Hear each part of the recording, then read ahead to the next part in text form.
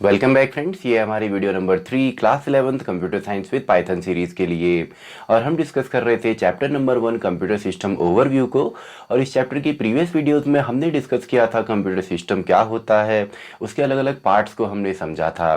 तो अगर आपने प्रीवियस वीडियोज़ नहीं देखी हैं, उनके नोट्स आपके पास नहीं हैं, तो पूरी जो प्लेलिस्ट है उसका लिंक आपको डिस्क्रिप्शन बॉक्स में मिलेगा, वहाँ पर आप चेक कर सकते हैं।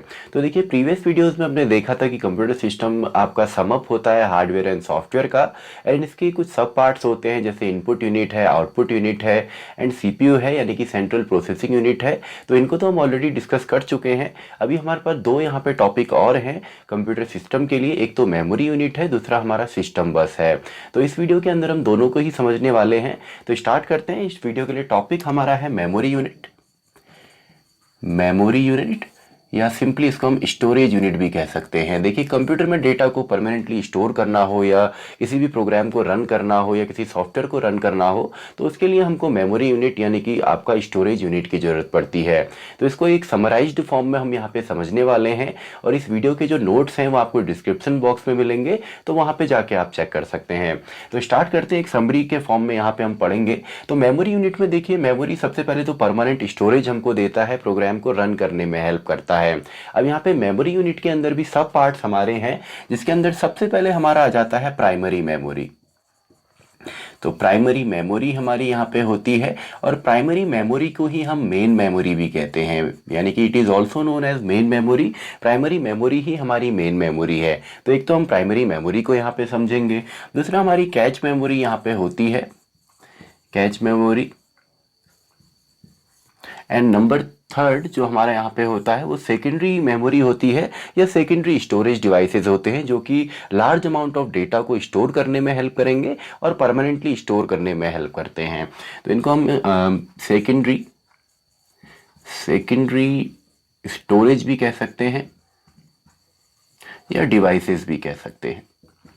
तो एक एक करके तीनों को हम समझते हैं। देखिए, सबसे पहले हमारी जो प्राइमरी मेमोरी होती है, इसके भी यहाँ पे दो सब पार्ट हैं। एक तो आपका रैम है, फुल फॉर्म शायद ऑलरेडी आपको यहाँ पे पता हो। दूसरा हमारा रोम होता है। तो एक तो आपका रैंडम एक्सेस मेमोरी है, रैंडम एक्सेस मेमोरी, और दूसरा हमारा यहाँ पे रीड ओनली मेमोरी है, read only memory. I hope आपको डिफरेंस शायद इसमें पहले से भी आता हो। अब यहाँ पे जो रैम है, रैंडम एक्सेस मेमोरी, यानी कि जो हम जिसमें कि हम मेमोरी में से रैंडमली हम प्रोग्राम को सेलेक्ट करते हैं, और यही वो मेमोरी है जिसके ऊपर हमारे प्रोग्राम्स रन होते हैं। आपको शायद ऑलरेडी पता हो, जितने भी हमारे प्रोग्राम्स हैं, सॉफ्टवेयर्स हैं, वो आपका जैसे ही हार्ड डिस्क या एसएसडी पे रिसाइड करते हैं, लेकिन जैसे ही उनको हम एग्जीक्यूट करते हैं, रन करते हैं, तो वो आपका आ जाते हैं मेन मेमोरी में, यानी कि आपका रैम के अंदर, और वहीं पर आपका वो एग्जीक्यूट होते हैं। तो रैम हमको हेल्प करता है आपका एग्जीक्यूट कराने में, जबकि रोम जो है, इसका देखिए फुल फॉर्म भी है रीड ओनली मेमोरी, यानी कि इस मेमोरी से केवल डेटा को हम रीड कर सकते हैं, इसमें हम राइट नहीं कर सकते। जबकि जो रैम है, इसमें हम क्या कर सकते हैं, रीड एंड राइट दोनों कर सकते हैं। अब देखिए, रैम के भी आपके दो यहाँ पे सब पार्ट्स हैं, जिसमें एक तो आपका आता है एस रैम और दूसरा हमारा आ जाता है डी रैम। तो एस रैम का फुल फॉर्म है स्टैटिक रैम और डी रैम का फुल फॉर्म है डायनामिक रैम। अब देखिए, दोनों में डिफरेंस ये है कि जो स्टैटिक रैम है, ये तो आपका काफ़ी स्पीड देता है, यानी कि इसमें अगर प्रोसेसर, फॉर एग्जांपल हमारा जो प्रोसेसर है, मान लीजिए हमारा प्रोसेसर है, अब प्रोसेसर भी डायरेक्टली आपका रैम पे काम नहीं करता। इसके बीच में आपका कैच मेमोरी हमारी होती है, जो ये मेमोरी है, एंड देन हमारी रैम होती है। तो यहाँ पे देखिए, जो रैम है, रैम के भी दो पार्ट यहाँ पे हैं, S RAM and D RAM. Cache memory को फिर हम समझेंगे अभी।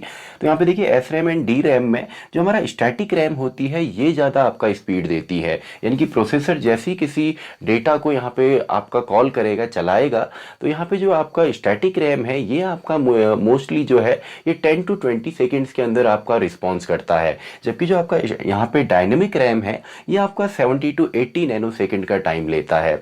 तो ये आपका ज़्यादा फास्ट है, और जो रैम ज़्यादा फास्ट होती है, ऑब्वियस सी बात है, वो ज़्यादा एक्सपेंसिव भी होगी। तो ये ज़्यादा एक्सपेंसिव भी होती है किसके मुकाबले, आपका डी रैम के मुकाबले।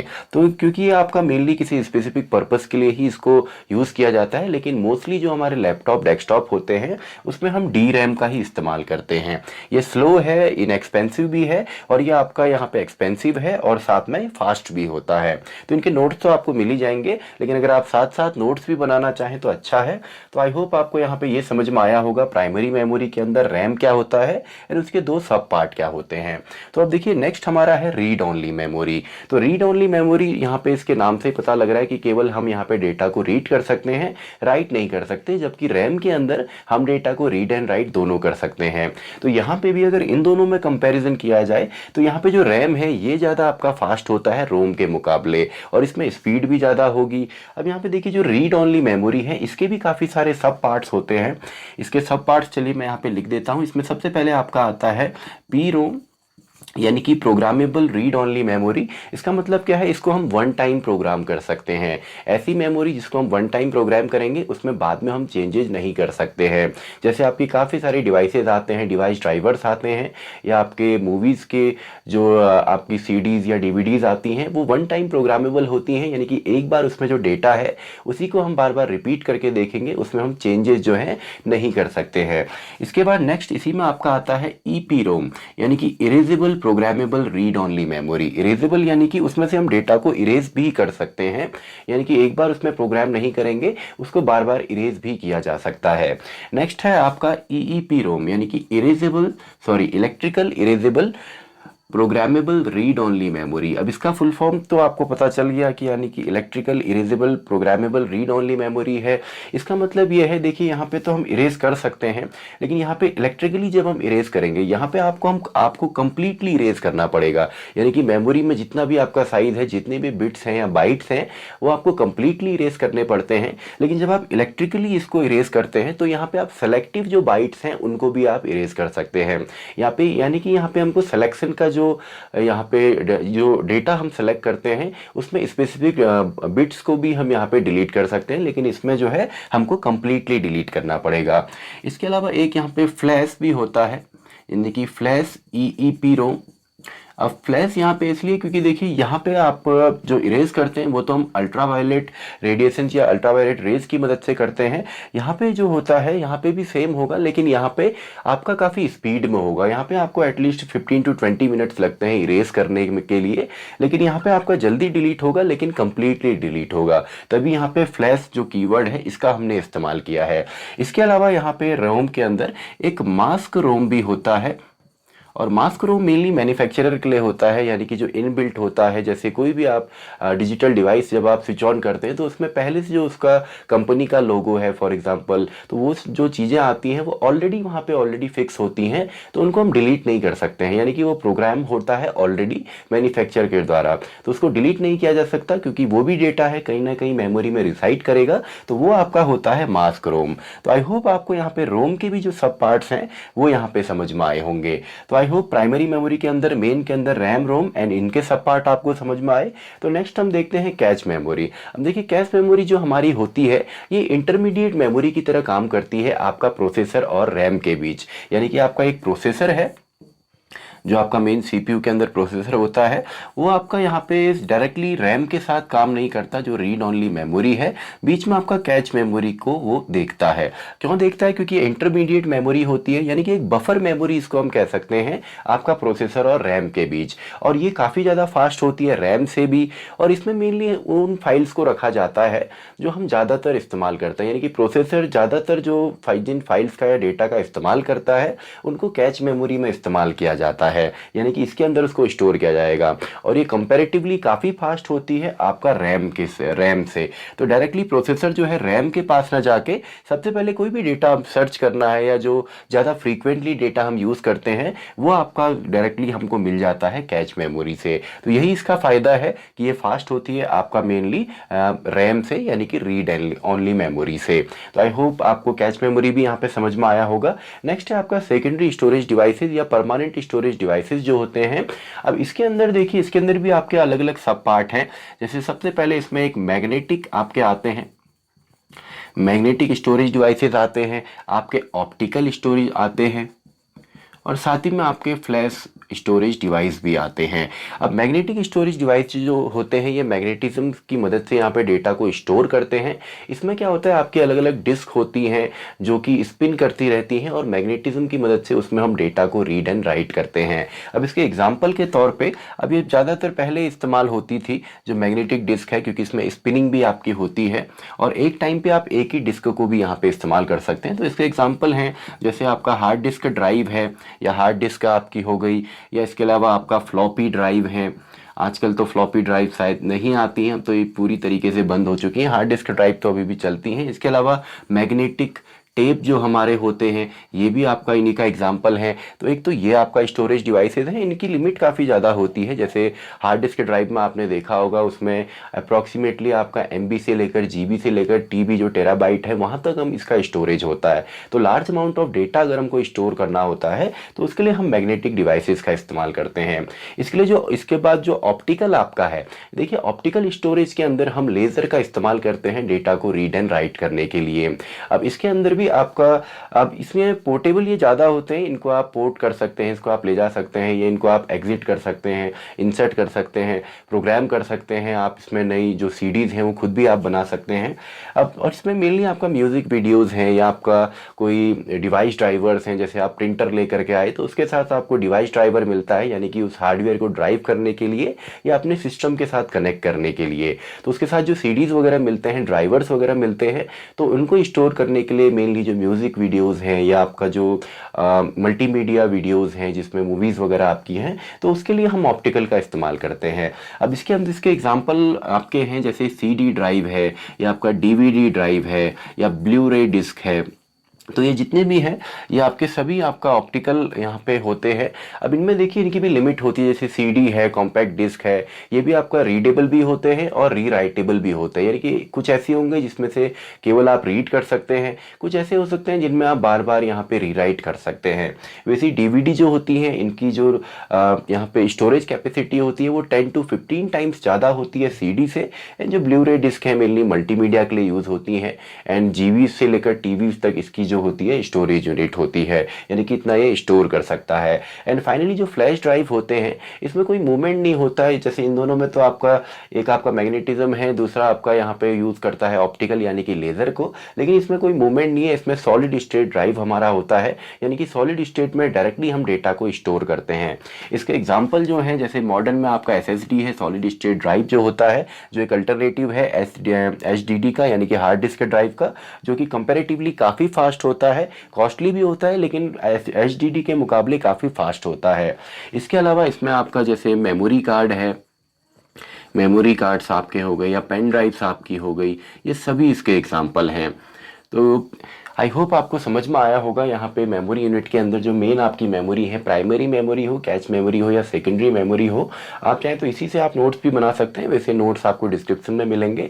तो ये तो आपके स्टोरेज यूनिट हो गए। तो अब हम देखते हैं अलग अलग मेमोरी यूनिट्स क्या होती हैं, सबसे छोटी यूनिट कौन सी होती है मेमोरी की, और साथ ही हम देखते हैं कि सिस्टम बस क्या होता है। मेमोरी यूनिट्स को हम यहाँ पे समझते हैं कि मेमोरी को किन यूनिट्स में हम मेजर करते हैं। तो टॉपिक हमारा है memory unit, memory unit. And यहाँ पे देखिए जो सबसे स्मॉलेस्ट यूनिट हमारी होती है, स्मॉलेस्ट यूनिट जो हमारी होती है वो बिट होती है कंप्यूटर में। अब बिट को हम बोल देते हैं कि ये बाइनरी डिजिट है, यानी कि बिट हमारी क्या होती है, एक बाइनरी डिजिट होगी और बाइनरी के अंदर दो ही आपके सिंबल, दो ही हमारी डिजिट होती हैं, या तो 0 होता है या तो 1 होता है। तो जो सबसे स्मॉलेस्ट यूनिट होगी वो बिट होगी, जिसमें कि दो ही चीज़ें आ सकती हैं, या तो 1 या तो 0। और अगर हम यहाँ पे 4 बिट को कलेक्ट कर दें, अगर हम बोलते हैं 4 बिट यानी कि 4 बिट को हम कलेक्ट करें तो इसको हम निबल बोलते हैं या 1 निबल बोला जाता है। इसके अलावा अगर हम यहाँ पे 8 बिट को कलेक्ट करते हैं, यानी कि 8 बिट अगर हम यहाँ पे देखेंगे तो 8 बिट आपका 1 बाइट होता है। तो 1 बाइट के अंदर कितने बिट होते हैं, 8 बिट होते हैं। देन आपका यहाँ पे नंबरिंग जो होती है, फॉर एग्जांपल अगर हम यहाँ पे देखें बाइट जो होती है उसके अंदर आपका 8 बिट होते हैं। देन अगर हम यहाँ पे आपका बोलते हैं 1 KB यानी कि 1 किलो बाइट, तो इसके अंदर आपके 1024 बाइट आ जाते हैं। अब देखिए 1024 कहाँ से आया, 1024 कहाँ से आया, हमने 1000 यहाँ पे क्यों नहीं लिया, क्योंकि ये आपका डेसिमल बाइनरी सिस्टम है। तो बाइनरी सिस्टम में जो बेस होता है 2 होता है। आगे हम नंबर सिस्टम में देखेंगे, जैसे डेसिमल नंबर सिस्टम में हम 1s 10s 100 1000 इस तरीके से प्लेसेस देखते हैं, वैसे ही यानी कि 10 की पावर में हम देखते हैं, तो वैसे ही यहाँ पे हम 2 की पावर में देखते हैं। जैसे 2 की पावर 0 आपका 1 है, 2 की पावर 1 आपका 2 है, 2 की पावर 2 आपका यहाँ पे 4 हो गया, यानी कि डबल हो रहा है, 1 देन 2 देन 4, ऐसे ही आपका 8 देन 16 देन डबल करेंगे तो 32 देन 64 देन 128 देन आपका यहाँ पे 256 देन 512 देन 1024 यानी कि 1024। तो ये 2 की पावर की वजह से ही ये जो आया है ये इसी की वजह से आया है, तभी यहाँ पे 1000 की जगह हम 1024 लेते हैं, यानी कि 1024 लिया जाता है। तो इसके अलावा और भी हमारी यूनिट हैं, जैसे केबी के बाद आपने देखा होगा, अगर हम यहाँ पे 1 MB की बात करें तो 1 MB में 1024 KB यानी कि किलोबाइट हमारे होते हैं। वैसे ही MB के बाद आपने देखा है कि GB यहाँ पे आता है, यानी कि गीगाबाइट, जिसके अंदर 1024 हमारे मेगाबाइट यहाँ पे होते हैं। एंड जीबी के बाद नेक्स्ट शायद आपको पता हो 1 TB या सिंपली टेराबाइट के अंदर 1024 GB आपका डेटा यहाँ पे आता है, या इतने बाइट आपके यहाँ पे आ सकते हैं। देन इसके बाद आपका पेटाबाइट यहाँ पे आ जाता है, देन आपका एक्साबाइट यहाँ पे आ जाता है, एंड ये सब इसी के साथ आपके आएंगे। इसके अलावा जेटाबाइट है या योटाबाइट आपका आता है, तो इसको 1 भी आप बोल सकते हैं डायरेक्टली, और इन सभी में आपका 1024 ही आएगा, यानी कि पेटाबाइट में 1024 टेराबाइट आपके आ जाएंगे, एक्साबाइट में 1024 पेटाबाइट आपके आएंगे। तो ये काफ़ी ज़्यादा है, हम मैक्सिमम जो हम लेते हैं SSD हो या हार्ड डिस्क ड्राइव हो, हम टेराबाइट तक मैक्सिमम इसको लेते हैं। इसके अलावा आपका इसके अंदर 1024 एक्साबाइट आपका आ जाता है, एंड फाइनली 1024 जेटाबाइट। अगर अब मैक्सिमम लिमिट की अगर हम बात करें तो ऐसे तो ये मैक्सिमम लिमिट है, काफ़ी ज़्यादा मेमोरी है। इसके अलावा एक ब्रूनटो बाइट भी बोला जाता है, जिसके अंदर 1024 आपका योटा बाइट है, एंड इसके बाद ये काफ़ी एक्सट्रीम यहाँ पे मेमोरी है। इसके बाद डायरेक्टली आपके डेटा सेंटर्स ही यहाँ पे होते हैं। डेटा सेंटर्स ही होंगे जो सबसे बड़ी यूनिट है, यानी कि पूरे सेंटर जहाँ पे आपके काफ़ी सारा मशीन्स लगी हुई है, काफ़ी सारा आपका स्टोरेज है, जिसमें कि काफ़ी ज़्यादा आप स्टोर जो है आप कर सकते हैं। तो ये आपका मैक्सिमम है। इसके अलावा आजकल जो है क्लाउड स्टोरेज काफ़ी चल रहा है। अब क्लाउड स्टोरेज क्या होता है? क्लाउड स्टोरेज जैसे आपने देखा होगा, जैसे गूगल ड्राइव है या और भी आपकी ड्राइव्स हैं, जिसमें आप अपनी जो मेल आईडी है उससे आप लॉगिन करते हैं, तो डायरेक्टली अपना डेटा आप जो है क्लाउड पे स्टोर कर सकते हैं। जैसे जो गूगल ड्राइव है वो आपको 15 GB तक डेटा स्टोर करने में हेल्प करता है। इसके अलावा और भी आपके ड्राइव्स हैं जिसमें आप ऑनलाइन जो है अपना डेटा जो है वो स्टोर कर सकते हैं। तो आई होप आपको मेमोरी यूनिट यहाँ पे समझ में आया होगा। जो बेसिक आपका है, सॉरी, जो सबसे स्मॉलेस्ट यूनिट है वो बिट होती है, एंड सबसे बड़े आपके डेटा सेंटर्स ही होते हैं। तो आई होप आपको मेमोरी यहाँ पे समझ में आया होगा, स्टोरेज यूनिट जो है। तो नेक्स्ट टॉपिक हमारा जो है वो है सिस्टम बस। अब सिस्टम बस जो होता है वो हमको हेल्प करता है आपके सिस्टम के अलग अलग पार्ट्स के साथ कम्युनिकेट करने के लिए, डेटा को ट्रैवल करवाने के लिए। तो सिस्टम बस जो होता है ये कम्युनिकेशन में हमारी हेल्प करता है, सिस्टम बस। अब इसके अंदर भी 3 सब बसेस होती हैं, जिसमें एक आपका हो गया एड्रेस बस, एड्रेस बस एक आपका होता है, एक आपका इसमें होता है डेटा बस, अब देखिए नाम से ही यहाँ पे पता लग रहा है, और तीसरा है कंट्रोल बस। तो जो एड्रेस बस है ये आपका एड्रेस को देखता है कि डेटा कौन से एड्रेस से लिया जा रहा है, कहाँ से आपका डेटा आ रहा है। नेक्स्ट आपका डेटा बस जो कि डेटा को ट्रैवल करवाने में हेल्प करेगा। एंड थर्ड आपका है कंट्रोल बस जो इन दोनों ही बसेस को यहाँ पे कंट्रोल करता है। और ये तीनों ही आपका पार्ट है सिस्टम बस का। तो आई होप आपको समझ में आया होगा, पूरा चैप्टर हमने यहाँ पे पढ़ा, और हर एक वीडियो के साथ आपको नोट्स भी आप पे दिए गए हैं डिस्क्रिप्शन बॉक्स में। इस वीडियो के भी जो नोट्स हैं आपको डिस्क्रिप्शन बॉक्स में मिलेंगे, और पूरी प्लेलिस्ट अगर आपने नहीं देखी है तो हर वीडियो के डिस्क्रिप्शन में पूरी प्लेलिस्ट का लिंक आपको मिलेगा, उसको आप चेकआउट कर सकते हैं। तो इसी के साथ हमारा ये चैप्टर भी खत्म होता है और ये वीडियो भी खत्म होती है, वीडियो नंबर 3। तो मैं मिलता हूं आपसे अगली वीडियो में, वीडियो नंबर 4, जहां पे हम स्टार्ट करेंगे चैप्टर नंबर 2 को, वीडियो नंबर 4।